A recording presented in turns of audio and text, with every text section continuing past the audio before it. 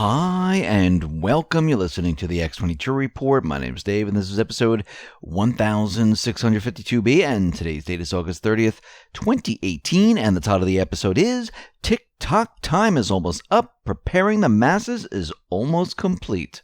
Now, before I get started, I wanted to talk about privacy and how the NSA, CIA corporations, they've infiltrated our devices and they're tracking and spying on us 24/7. We see that Apple, they have transferred Chinese users to a state-controlled data center. This should raise concerns about privacy. Google is being sued over misleading users about their location tracking devices, where even if it's off, they are still tracking you. We know that WikiLeaks, they dumped the documentation for Vault 7, and we know that the CIA has created back doors where they can take control of your camera, your microphone, and your entire system. Now, no one's going to come out and help you become private. You have to do it yourself. It's up to each and every one of us. And we can do this by using something called a virtual private network. I use Virtual Shield. It allows you to transport yourself somewhere else in the world, and the trackers will not know your true location. Virtual Shield, by far, is one of the best service in the world, and with their no-log policy, it allows you complete anonymity. Let me show you how the VPN allows you to transport yourself to someplace else. So here I am on Google, and I'm just going to type in what is my IP address.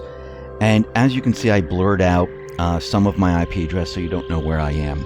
Now all I'm going to do is go to the VPN Virtual Shield, connect it, and go back to Google, and I'm going to type in what is my IP address once again. And it will show you that my IP address has just changed.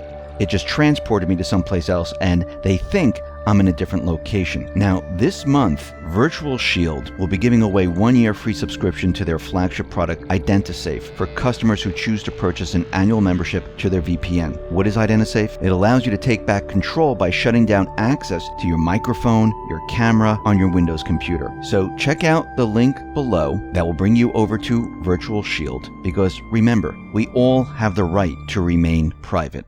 Let's get into the economic collapse, political and geopolitical news.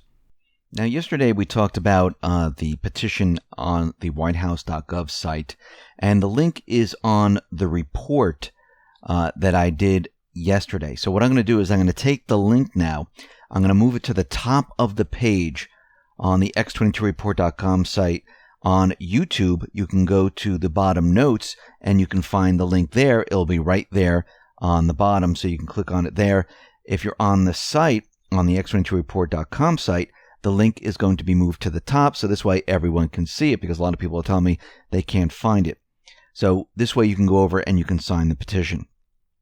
Now, what we're seeing here is that Trump, the Patriots, they've been preparing the masses for what is coming.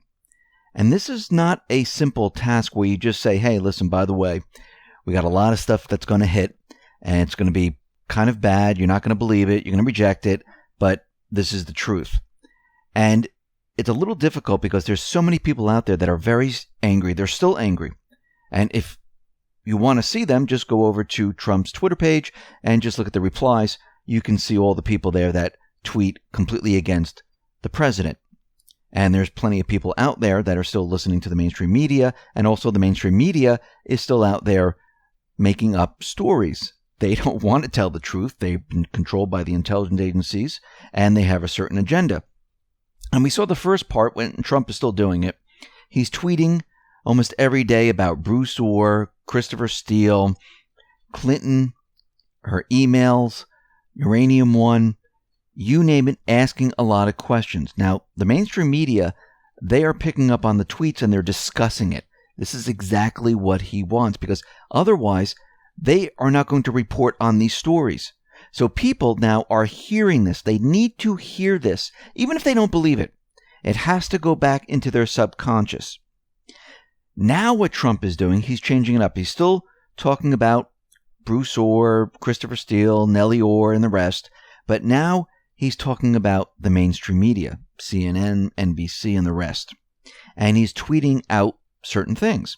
For example, he tweeted, "The hatred and extreme bias of me by CNN has clouded their thinking and made them unable to function. But actually, as I've always said, this has been going on for a long time. little Jeff Z has done a terrible job. His ratings suck, and AT&T should fire him to save credibility. He also said, what's going on at CNN is happening to different degrees and other networks, with NBC News being the worst. The good news is that Andy Lack is about to be fired for incompetence and much worse. When Lester Holt got caught fudging my tape on Russia, they were hurt badly. He's pointing out to everyone that they were reporting on fake news. He went on to say, I cannot state strongly enough how totally dishonest much of the media is. The truth doesn't matter to them. He just set them up. They only have their hatred and agenda. This includes fake books, which come out about me all the time, always anonymous sources, and are pure fiction, enemy of the people. Now, Trump was out there. He also tweeted, do not trust anonymous sources, because that's what the corporate media uses. They use anonymous sources. That's because they really don't have a source. They're just making it up. And he wants everyone to know this, because when the truth comes down, remember, they're going to have facts. They're going to have sworn testimony. They're going to have all the information that you need that leads back to what they're trying to prove. What does the mainstream media have? They're going to come out with anonymous sources. And the Trump administration, those in the White House, are going to question the mainstream media. Who are your sources? What proof do you have? Can you provide the proof? Because we can, and we have it. And Trump did say, truth doesn't matter to them. So the mainstream media at this point is going to have to say, well, we have the truth on our side, and here are the facts. Because once the facts are presented from Huber, from Sessions, and the rest, and it's all documented, the mainstream media is going to have to show that they have the truth on their side. Are they going to be able to do it? No. So they have two choices. Does the truth matter to you, or doesn't it? What are you using? Propaganda, or are you using the truth?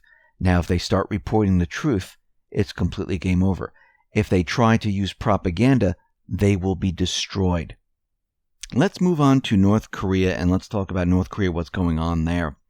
We see the media continues to get the president's North Korea peace initiative completely wrong.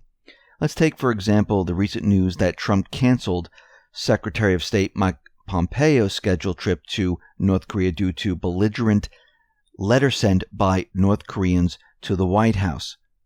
Now, what is the source of this alleged development? Well, it was a single report in the Washington Post put out there by one Josh Rogan, not a reporter, but an opinion columnist with strong neoconservative inclinations. Rogan attributes this information to two senior administration officials while admitting that the exact contents of the message are unclear. We don't know what the letter says, so we don't know why Trump canceled the trip. In short, we don't know anything, and that's the news. So we'll make up the rest. That's how this story came out about Pompeo. They really didn't have any information.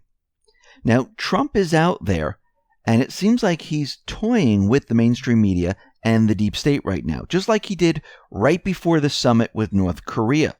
Remember, he was going to push the button, and his nuclear button was bigger than Kim Jong-un's. Now, remember, Trump passes letters back and forth to Kim Jong-un and Putin. This way, he knows it's secure. It's done by carrier. And he knows if something happens to the carrier, they know where to look. They know how it got out there. They know what happened. And this keeps it a lot more secure than using electronic devices. So Trump put out a statement from the White House. President Trump feels strongly that North Korea is under tremendous pressure from China because of our major trade disputes with Chinese government. At the same time, we also know that China is providing North Korea with considerable aid, including money, fuel, fertilizer, and various other commodities. This is not helpful. Nonetheless, the president believes that his relationship with Kim Jong-un is a very good and warm one. and there is no reason at this time to be spending large amounts of money on joint U.S.-South Korea war games. Besides, the president can instantly start the joint exercises again with South Korea and Japan if he so chooses.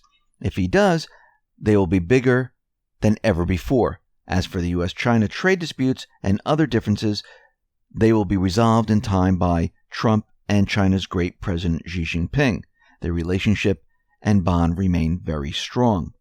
Now, Trump is out there and he's orchestrating this whole thing, making everyone think that he's going to have these huge drills.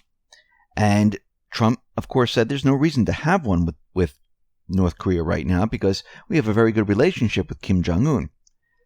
Kim Jong-un is in on this. Xi Jinping is in on this. And they're using this to keep the mainstream media distracted, to make it seem like he's weak. This is all being done on purpose. We see in a rare meeting, Russia has delivered intel to U.S. officials showing the planned chemical provocations in Syria. And Russia, with their intel, recorded what was happening in Syria. Syria has delivered evidence to the UN showing how this false flag chemical attack is being prepared by the terrorists. I mean, what we're getting out of all of this is that it's game over for the deep state. We all know now how this is happening. I mean, we knew going back in time, but now the general public is learning about how this is all happening. The white helmets, which anybody can wear a white helmet, they're terrorists. They're either Al-Qaeda, moderate rebels, Islamic State. We know the paid mercenary forces. They're the ones who have been using chemical weapons. I mean, all this time we had terrorists running around in the country of Syria, and not one mainstream media outlet or anyone, even in the government, said, hey, you know something? Do you think the terrorists are using chemical weapons since they are terrorists? No, it's only Assad. I mean, does that make any sense? Because now that we learned that when these towns have been liberated, the people were fearing for their lives. They were tortured. It was a complete disaster. And they had to leave these areas. This was done on purpose to create the refugee problem. But now all the refugees are coming back. Now, Mattis said something very interesting, saying that U.S. troops can't leave Syria until the UN peace talks are advanced and Islamic State is eliminated. Well, Idlib is one of the last strongholds of the Islamic State. So what he's saying is that peace talks are coming, and the Islamic State, this is it for them. The clock is ticking down. Let's move on to Q's posts here. Q posted post 1981, put up two links, Fox News and Reuters. The first one had to do with Chinese companies hacking Clinton's server. They got a copy of every email in real time. Another link is Reuters, where it says Congressman Nunes sought meeting with UK spy chiefs in London. Remember, the spy chiefs around the world were spying on Trump. They have the information. How is the mainstream media going to spin this one? Why would Nunes go out there and talk to these individuals? Because it has to do with what has been happening with the Steele dossier, with spying on Trump, with Clinton emails, with Uranium One, and all of it. Post 1982, Q put back up those links that were in 1981 and put up a new link, New York Times, China, CIA spies, espionage. Starting in 2010, Clinton, Secretary of State, 2009 to 2013. Coincidence? No, it was not a coincidence. Think server access. Granted. Money talks. Bold, brackets, all caps, CrowdStrike. They were behind it all. No coincidence, America was for sale. Post 1983. And Anon put up, Q left out the R in server. Q wrote, error, not intended. Not a big deal. Post 1984. Q put up a Google search box with QAnon and put up the search results, 3.85 million search results. Q says nothing to see here. And other Anons They did the searches and they got, sometimes 5 million. But when you start to look at all the results, all of them are pretty much negative against QAnon. Post 1985, Q put up some information, and below that information says, do you notice a pattern? May 4th, 2018, Bruce Orr demoted 2 times. Cooperating witness, power removed. House testimony. Peter Strzok, cooperating witness, power removed. House testimony. Lisa Page, cooperating witness, power removed. House testimony. Bill Priestap, cooperating witness, power removed. To be called. Mike Corton, cooperating under resigned title, to be called. So Q is telling us Bill Priestap and Mike Corton, they're going to be called up next to testify. Who are they cooperating with? Do you believe in coincidences? The more you know. They're cooperating with who? Huber. Voluntarily or otherwise. Post 1986, Q put up everything from 1985 and continued down below. Notice those stated as cooperating are called before the House to provide testimony. 2 remaining. Enjoy the show. And Q just gave us the 2, Bill Priestap and Mike Corton. Let's see how fast this happens. I'm assuming this is going to happen in the next couple of weeks here. Maybe even sooner, maybe in the next week. Post 1987. An Anon put up, Paul Sperry tweeted, Mueller hasn't interviewed Bruce Orr, but apparently John Huber hasn't either. Even though Huber was tapped by Sessions to investigate the FISA abuses.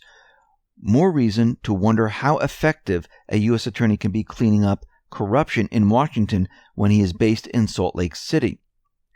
Paul Sperry. More and more, Mueller's investigation into Russian collusion appears to be designed not to protect the country, but to protect his former FBI Department of Justice regime and their political espionage crimes.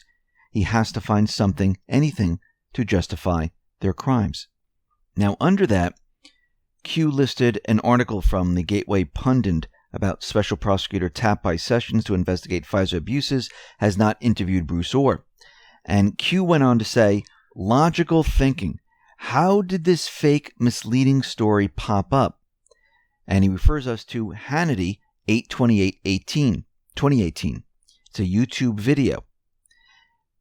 24 minutes and 50 seconds, Q says, REC Huber contact my office, RE Bruce Orr. 30:45, just learned Bruce Orr was not interviewed by Huber. 30:45, based on comments, RE 2450. 2450, statements made by one congressman who does not know if Huber has already interviewed Bruce Orr. Q says, see how fake news works? See how clickbait works? See how emotional pushes to targeted readers works?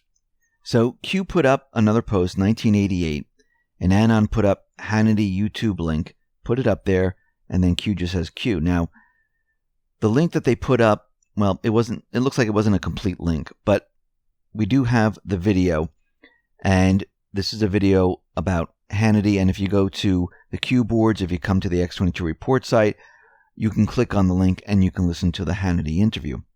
So what was said in this report from Hannity? What was he talking about?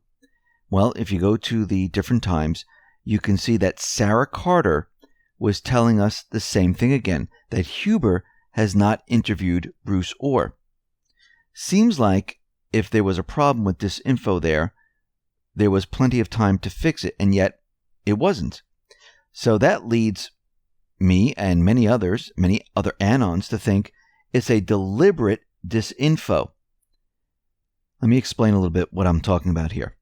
We're supposed to understand and believe that Sarah is on our side, one being fed intel by the Q team.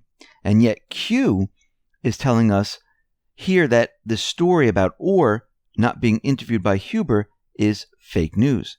Therefore, it follows that Q team is either intentionally feeding Sarah Carter fake news or having her propagate fake news deliberately. Remember, they could have corrected her, but they chose not to.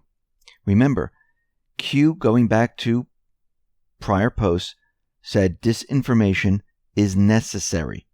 And this is not for the general public, this is for the other side.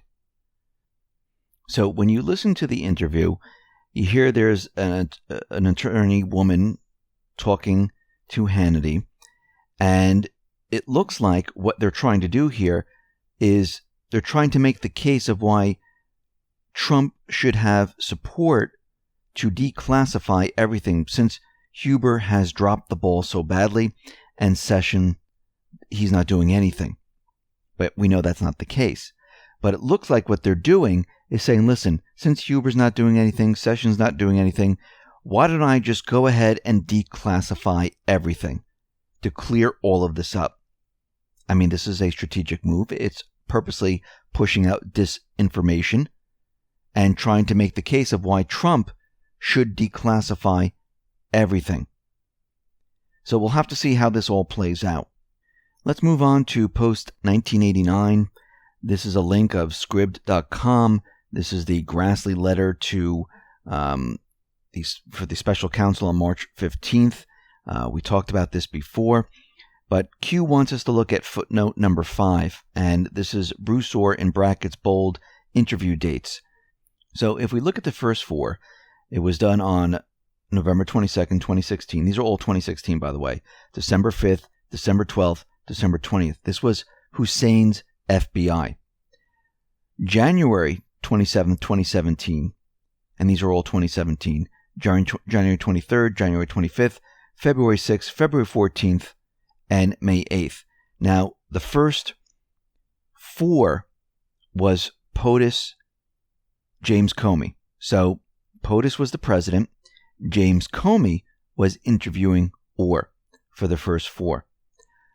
February 6th, James Comey / the Inspector General. February 14th, 2017, it was James Comey and the Inspector General. May 8th was POTUS 1 day prior to James Comey firing Rod Rosenstein. And then we look at May 12th, it was the Inspector General. May 15th, the Inspector General. So, guess what? They were interviewed. Meetings not yet released +7, Q says. Huber plus IGQ. So, Q is showing us that yes, Orr was interviewed by the Inspector General and Huber. So, we can see that's confirmed. Post 1990, Q says, shall we play a game?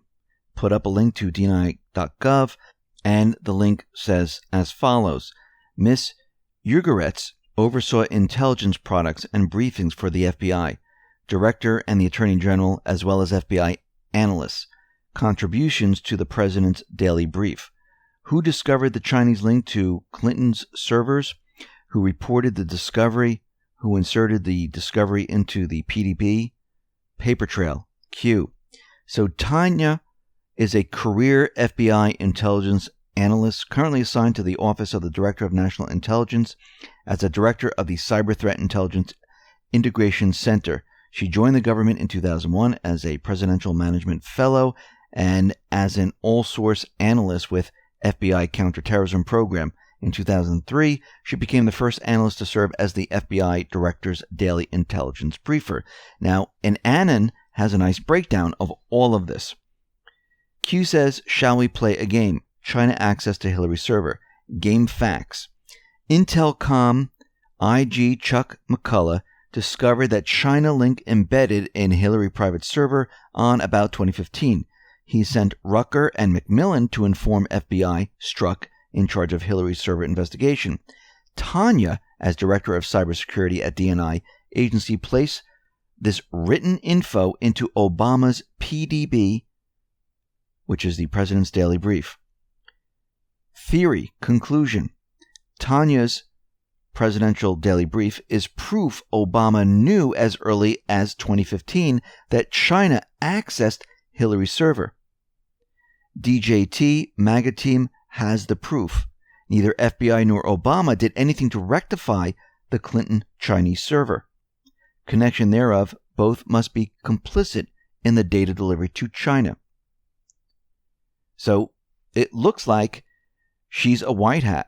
Maybe she is, maybe isn't, but she created a paper trail, and it implicates Obama now, and it was in his presidential daily briefings. Post 1991.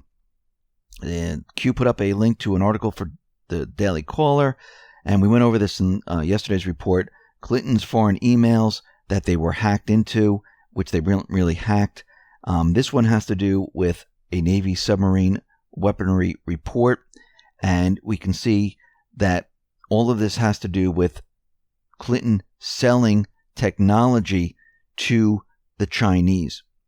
And this went on to say that a member of the House Committee on the Judiciary said during a hearing Thursday that a government watchdog found that nearly all the former Secretary of State Hillary Clinton emails were sent to a foreign entity, and that the FBI didn't follow up on that finding. And it goes on to say that there was an anomaly on the server, there was a piece of software, and these emails went off. Now, the question is, did Strzok perjure himself to defend Clinton? Because Strzok acknowledged the meeting with Rucker, but said that he did not recall the specific content. I mean, how don't you recall the specific content? You know exactly what's going on here. And it's all becoming a little bit clearer now. Clinton sold access to her server. China bought access. This exposed weakness in the submarine security system, weakness in our fighter jets, weaknesses which were exploited by China and which allow them to copy gigabytes of information. So we went over this yesterday about why this was all being done, and this is just confirmation that it was being done, and they have all this information.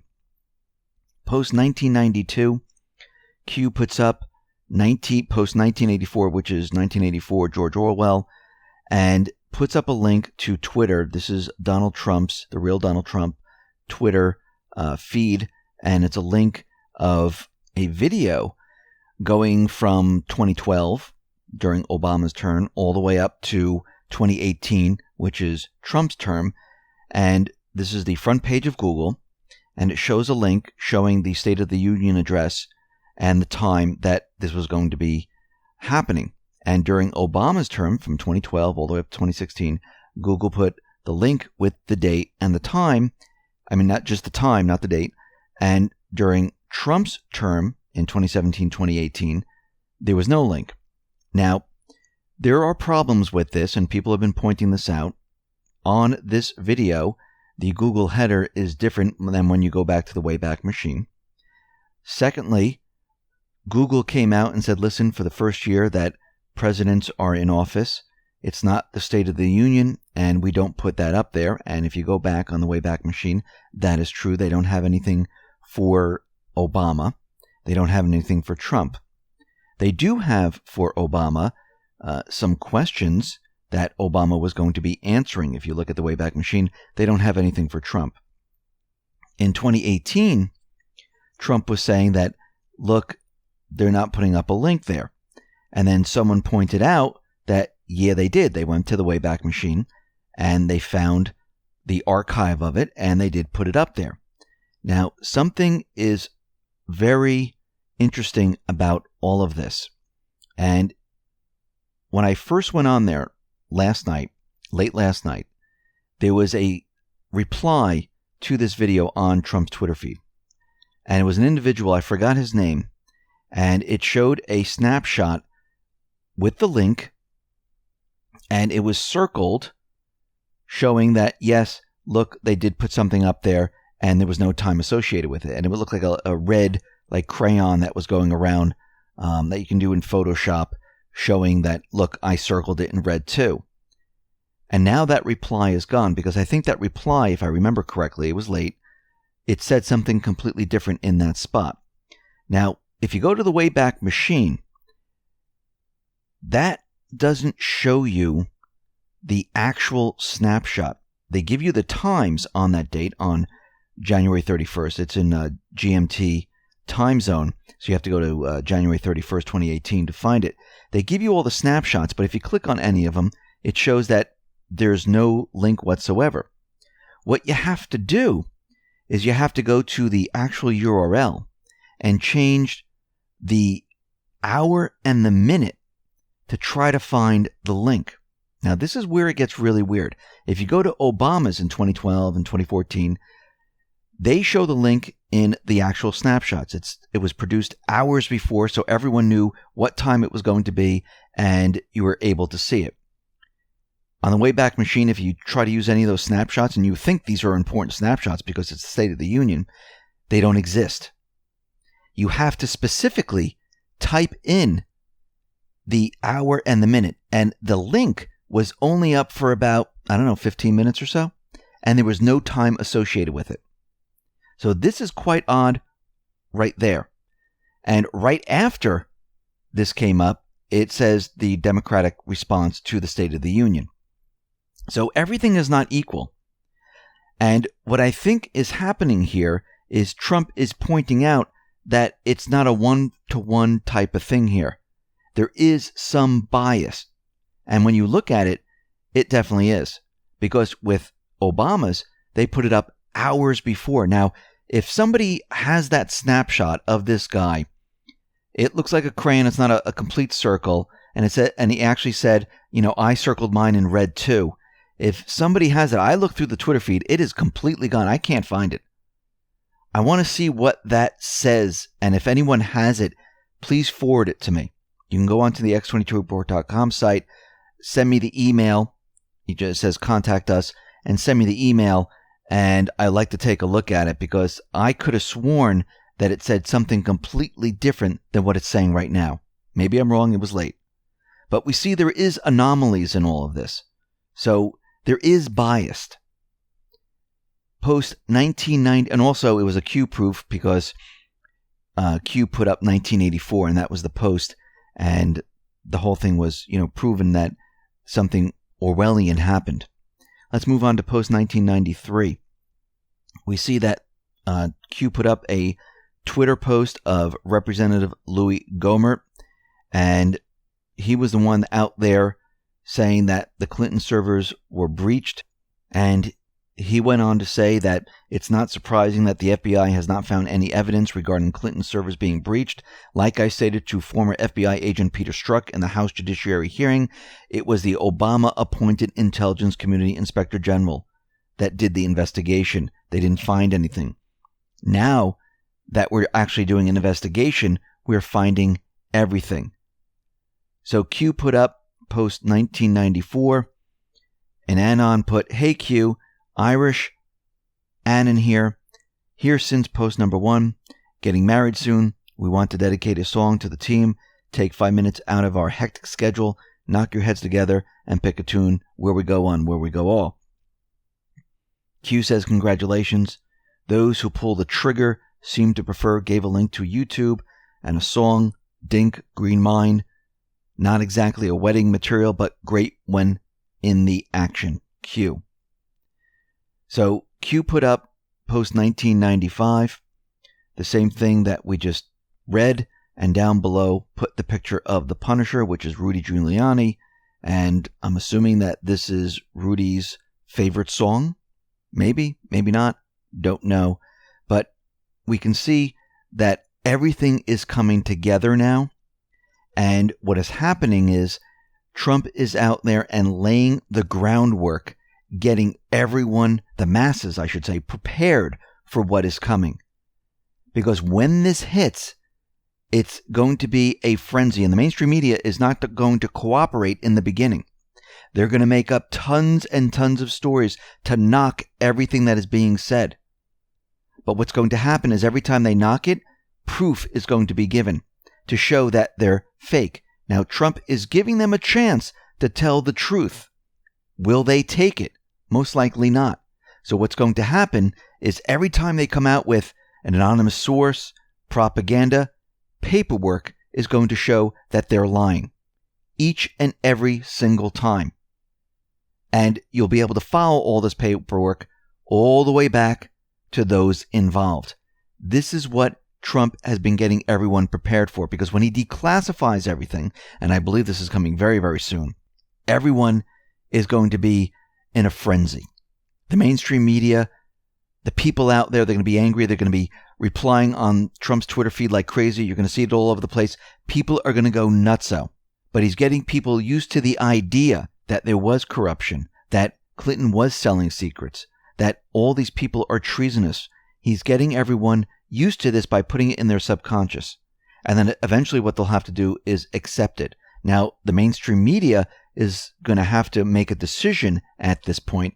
Are they going to continue on with their propaganda, or are they going to tell the truth? Because if they continue on with their propaganda, they're finished as a news organization. He's boxed them in. And this is why he's out there hitting CNN, hitting NBC, hitting MSNBC, hitting New York Times, because he wants to make it perfectly clear that they will be the fake news if they continue on with this, and they will be destroyed. Their whole entire system will go down with the deep state. So here we are. The clock is ticking down. The masses are now prepared. Listen, everyone, thanks a lot for listening. Be well, be safe, and especially be prepared. Thanks a lot.